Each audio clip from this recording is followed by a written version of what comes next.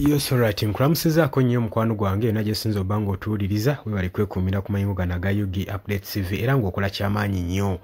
Baganda bange ebigenda mu maaso mubiraba abali live abastreaminga live ku Yugi Updates TV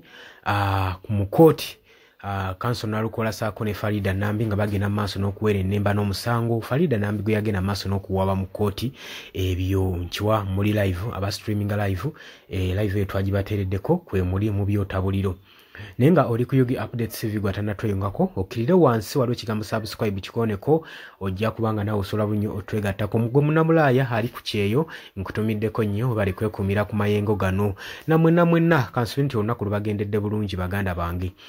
Emabegako gye tuvudde olunaku lwe tukubye olukwe emabega Speaker wa Parliament Anita Mungu ebintu si birungi gyali oluvanyuma lwa Joel Ssenyondo Leader of Opposition ogenda maaso n'omukuchalenjinga ne kajojojo w'ebibuuzo emu byatasobodde kuddamu emu byaddiddemu oluvanyuma kati ng'olunaku olwaleero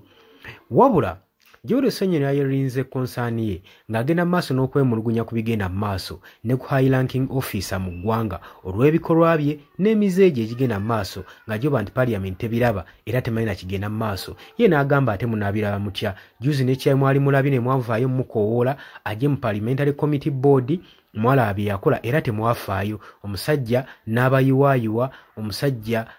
kwegamba ekitiibwa kyammwe kyonna kyonna n'akibaayiwa tiyakoma mu kiyiwaayiwa wabula yabagamba n'obbagamba bwe bataaweere ajja kujja abakwate n'obbakwata abasibe ng'oggyeko ekyokubayita nti baali baddiikula bano abamuyita abaali batuula mu kakiiko kano aka Parliamentary Committee yabagamba nja kujja mbasibe n'obbasiba tize temunzannyirako wabula era bino byonna Parliamentary Committee Board yabirabira n'esirika tiina kye yazzaako wadde not taking action n'emu ku Muhoozi Kainerugaba Chief of Defence Force awo Joel Ssenyondo n'abuuza wekitiibwa omulamuzi twagala okumanya waliwo wano mu ggwanga ng'omuntu ali abavudde nga amateeka ye tegamukwatako ng'era ye talina kuvunaanyizibwa na mateeka nga constitution ezimutwala zebunaayirasiza wano mu Uganda nga Joel Ssenyondo ayagala okumanya ng'agala okubuuza ebikolwa bigenda mu maaso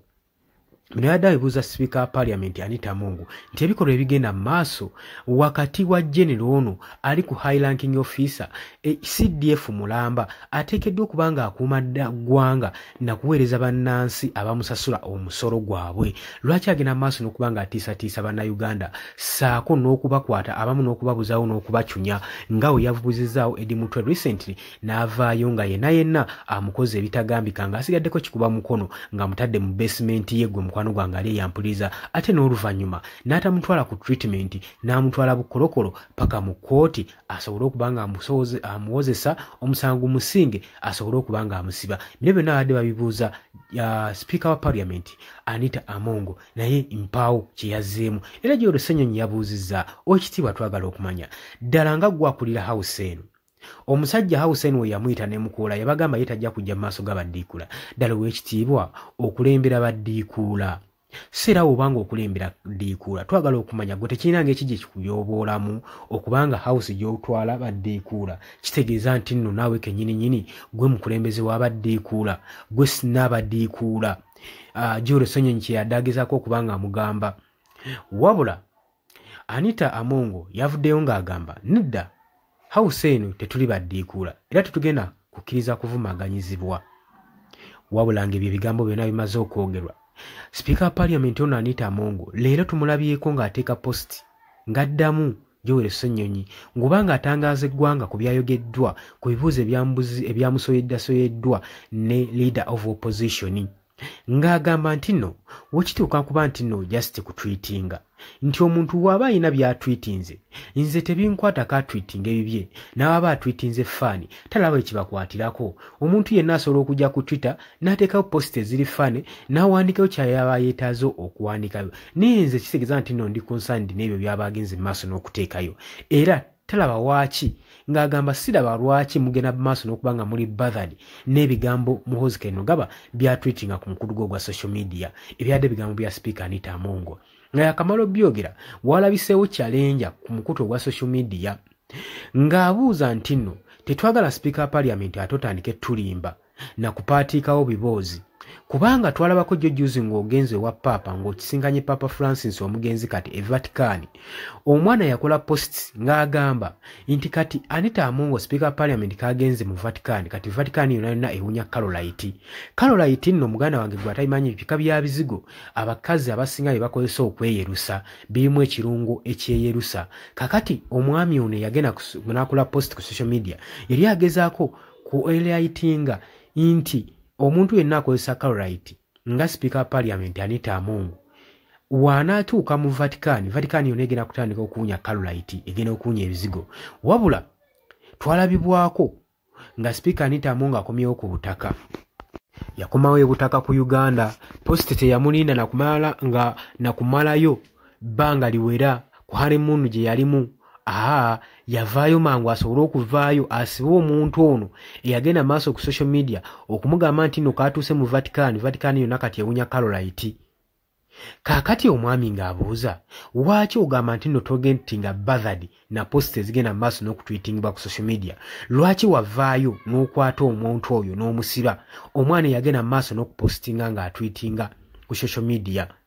lwaki baagenda maaso ne bamukwata era ne bamusiba olwa post gye yali akoze ng'agamba nti kivoola ekitiibwa nga ye ekya speaker Anita Amongo era beebuuza twetaaga accountability lwaki bannansi abali ku ddala eryowansi baba bakwatibwa nga bagenze mu maaso n'okukola posts ng'ezo ez'ekikula ng'ekyo lwaki muteekawo ebikolwa ebirinyirira eddembe ery'obuntu mu kwogera ku kikyamu ky'abayagala okwogerako ate bwe kituuka ku ba high ranking officers bo amateeka ne gaba nga tegabakolako kyemugamba nti muhoozi okutwitinga kiri okke tasobola kukwatibwa so omuntu omulala wavaayo n'atwitinga mu ngeri ng'eyo tekiba okke era aba alina kukwatibwa so nga kino kyandibadde kyakulabirako eri ba civilian nga high ranking officer ng'ono kubanga sireeti ze zigetinga viral era zisakiretinga era ze zigenda zikozinga hamu ku ggwanga nga Uganda bye byandibadde bitwalibwa ng'ebintu ebiri straight era yandisaanye okuba ng'avunaanyizibwa ku ebyo byagenda mu maaso n'okukola ku mikutu gye gya social media naye kyennyamiza okubanga ono bamutunuulidde agenda mu maaso n'okuttattana diplomatic relations wakati w'eggwanga erya Uganda n'amawanga ageebunaayira tatiisatiisizza ba opposition leaders bokka bali wano mu ggwanga erya Uganda muganda wange nedda wabula ne bannayibbazi omuli Sudan omuli Kenya saako ne DRC agenda mu maaso n'okuba nga batiisatiisa juzi yavaayo n'agamba nti no abayekera ba M23 baba balemeddwa okusalako tawuni ya Warukale yagenda mu maaso n'aba UPDF bagisaleko mu bunnambiro ebyo byonna bikolwa bigenzaako kubanga bikanga biteekawo entiisa eri mu mawanga ago ageebunaayira kati ng'eggwanga erya DRC gyo twalabako we yagenda mu maaso n'okutiisatiisa nga wagenda oteeka olutalo mu Khartoum mu Sudan yavaayo newandiika ng'eyagala eggwanga lya Uganda gavumenti yayo wandiika apology ng'ebeetondera ku bigambo Muhoozi Kayingo bye yali atwitinze naye ebyo byonna wadde byaliwo mpawo action yateekingibwa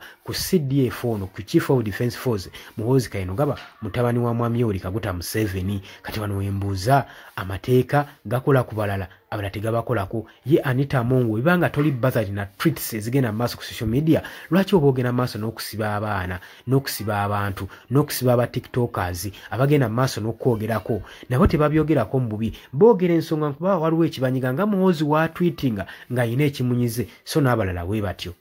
so oli ku Yugi Update TV kwa Dosinzo Bango tuuliza mbagala